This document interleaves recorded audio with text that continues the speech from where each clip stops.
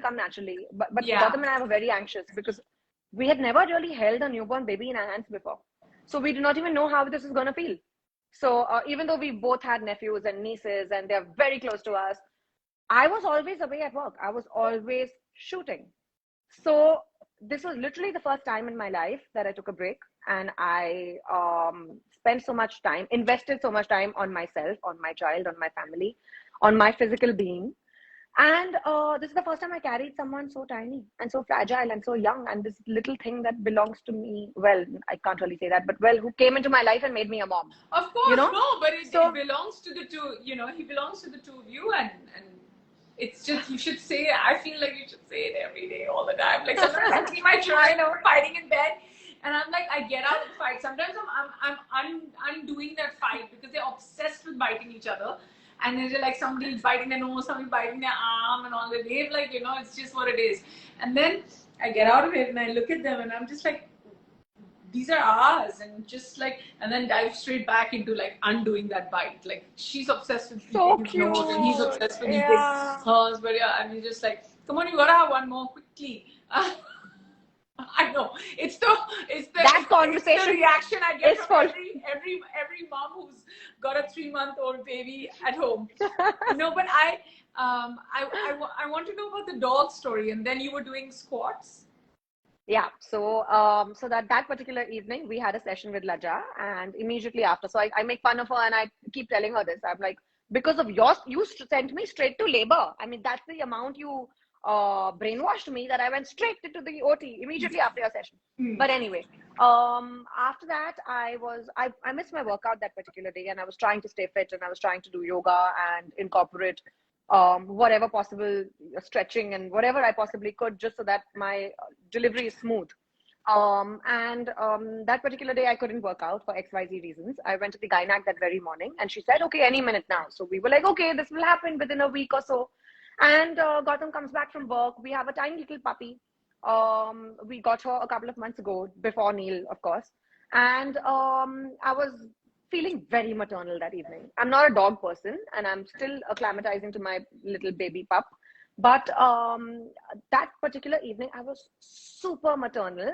And we usually go for a walk, Gautam and I together. When you say super maternal, in any case, one is maternal around their pregnancy. So what did you feel that was different? Why would you say super maternal? So dogs are not allowed on my furniture. My puppy is not allowed to climb on the bed, and she's not allowed to jump on the sofa. And I was sitting with her in my lap, cuddling her, giving her all sorts of hugs and kisses and loving her and, babying her. And then I picked her up and I sat on my Swiss ball and I started bouncing. Obviously, my water would burst. And then we call up a gynac and I decide to go for a bath because I suddenly think to myself that I can't go and give birth with dirty hair. My hair has to be in order. I have to say. I wash my hair. No, vanity before all else. Yeah. High five, sister. Yeah. So I go for a bath. I blast dry my hair and I go to the hospital. This is so from 7 to about 9:30. We quickly grab a bite. My husband tells the doctor, "Oh, so she's having a bath. We'll come there in about an hour." And the doctor's like, "Gautam, 3rd floor, maternity ward now." Like, what do you mean half an hour, 45? And how far are you from this place? How far is your home from the hospital? Luckily, 15 minutes. Okay, so you live that side of town. I live in Malabar Hill. Okay. Huh. So yeah. that's close. So, yeah. So we did that, and then so that's how I was. I was busy with the puppy, and that's when this happened. And then little Neil was on his way. Went to the hospital. My entire family was there before us. We were too busy showering and getting ready. And then I was packing my husband's bag because he had no time to pack his hospital bag. And that's how I landed up in the hospital. That's just amazing. Everybody has such a different story when something like this happens. It's great. It's like, I started getting my contractions the minute Angad left and I've never said this out actually. I'm saying this today to you, but we're on live, so now everyone will know. He was going to celebrate my father-in-law, that's his father's 75th birthday. And he was just like, "You'll be fine, right?" I said, "Yeah." And I started getting and then that evening, my daughter fell sick. she got an upset tummy to a point where we had to rush her to hospital, and she was on me. She just Oh refused to get Lord. off. So then I didn't have anyone except my parents were flying in still. They were like, when Angad flies out, we fly in a few hours and stuff. Still a week to go. And we take her to the hospital. We go to Surya, and they're like, ma'am, are you ready for the drip? So I was like, I'm not sure my daughter will take it because she's too tiny. She's barely, like, she's not even 3 years old. They're like, no, ma'am, you are in labor. You need it. I'm like, no, wait. And then I said, no. I mean, and then I was like, I could get the contractions. And then, they start like 36 hours apart. And when you're actually living through one, then you go white in the face, which that white face, that weird kind of like Hawa Gul wala face, the doctors just know. And then I was like, no. I went home, and then there were like these 2 ads. I lived through it. This dubbing, which I was shooting for Thursday, so I was fully pregnant in that film. So my director was like, "You're coming to dub tomorrow." I said, 100%, and I was always insisting I want to dub while pregnant because that breathlessness is matching. Exactly. Then still in Yashraj, I was there, and I was just like, I can't breathe. Turn on the AC. They're like, this AC is on full. Again, I was having contractions. I had no idea. Finally, there was an ad I had to do, which I kept delaying, but they wanted me pregnant. So this is lasting a week because I'm like, but that's a work commitment. So I've kept this baby inside, and finally I called Angad. I said, Angad, you come in? He's like, no, I just called to tell you, can I delay the trip by a day? I'm like, okay. Now they're like shortened. Oh my God. And in my head, I was like, no, he's going to come on 3rd or 7th. And, I wanted to keep his name Gurek, and 3 is a good number. So we waited another 24 hours. So this entire That's insane. Yeah, just 9 days of just like contractions getting shorter and shorter. Finally, oh my goodness. in the morning, we were going to go. And Angad was like, listen, if I don't have tea, I'm going to get a headache. You think you can wait 15 minutes? I'm like, well, I waited 9 days, I'll wait 15 more minutes. But I feel like the second time, one is a little more, because the beats, right? Confident? Yeah. Less questioning. Like, you question the process lesser. But in any case, I asked too many questions. So I also feel the second time, well, not like I've had a second baby, but what I've heard and I've seen my sister-in-law and my friends go through, I feel the second time around, the mom also bounces back faster. It's like, the drill. I'm going to ask you a question about bouncing back. What was it like for you? I know, and Kajal, the thing is that you're so successful, and to ask you what's the work scene, there's a 100% guarantee. Even while you're giving birth, one knows you're going to come back to work because there's a huge amount of our sanity that lies in working. But there's a huge amount of cancellation that happens with mom guilt. How soon did you get back to work? What was your feeling like on day one, and how did you deal with it? So this is a very interesting story, actually. So even when I conceived, I was shooting, and we were always planning this, but we did not realize that we would. Did you know immediately, or did you take time to know? Like, sometimes you just get to know later. It took a little while for me to find out. I thought I had COVID. So I tested for COVID, thinking that I am dying of COVID. And I thought, so I was on a film set, and I was shooting for this massive action film, huge film. I had to do Krav Maga. I was training like a maniac before that. Which one was this? I got pregnant. So I had to drop the film. I couldn't then be a part of it. Oh, okay. Yeah, because my gynae didn't give me the green signal for it.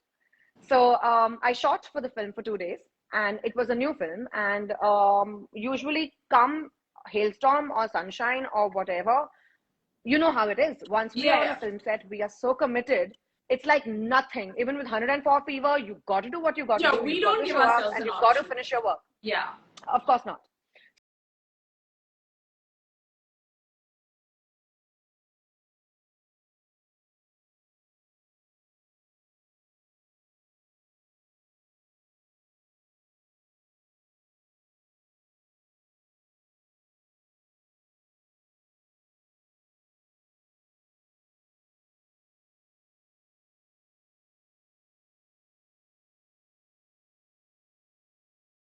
For these particular dates.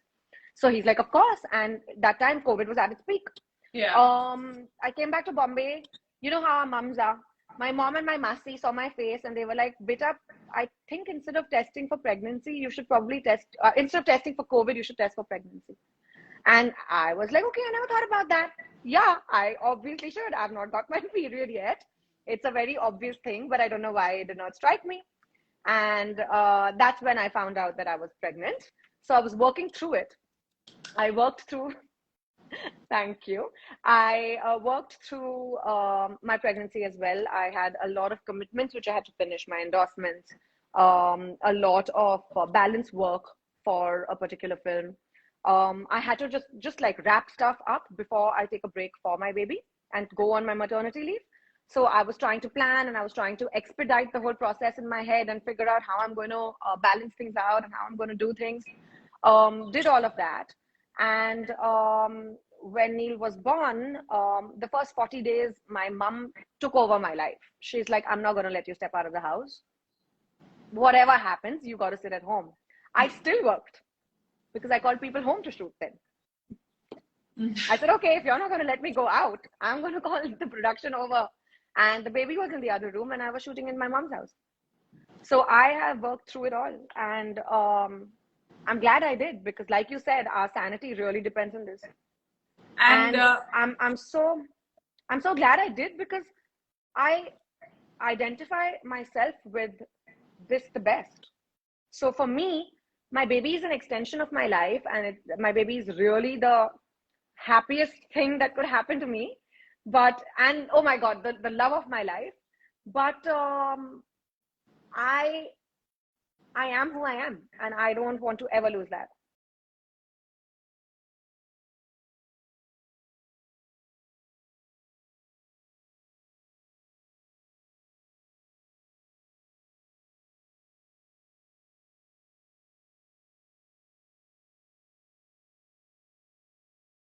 yesterday I was trying to get my daughter to eat something new, and there was a tantrum happening, and I was speaking to her like a mother should. And then there's once they sleep, they look so cute, and I'm like dying of mom guilt. Like, how could I I like tell know. her, Tell me about it. like whatever. Do you suffer from mom guilt? How do you deal with it? Because as a first-time mom with a 3-month-old, no matter how much, and I'm going to go back to the top of the life where you told me about mom guilt. But do you action that in your own life? Because it's so like it shouldn't be happening. We need to talk to our friends and our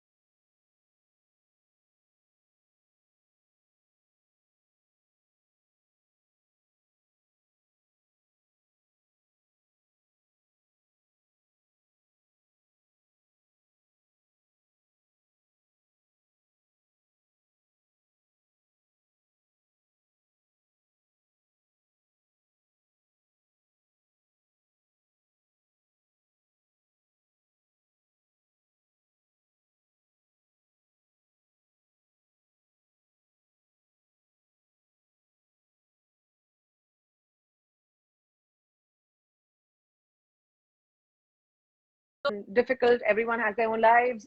They're very helpful, but I just feel like maybe if I'm out for a longer duration, I can then call upon them. And for short periods of time, I had to tell myself to just be okay. And then even if my husband and I would step out for a dinner with our friends, and we would obviously make plans really close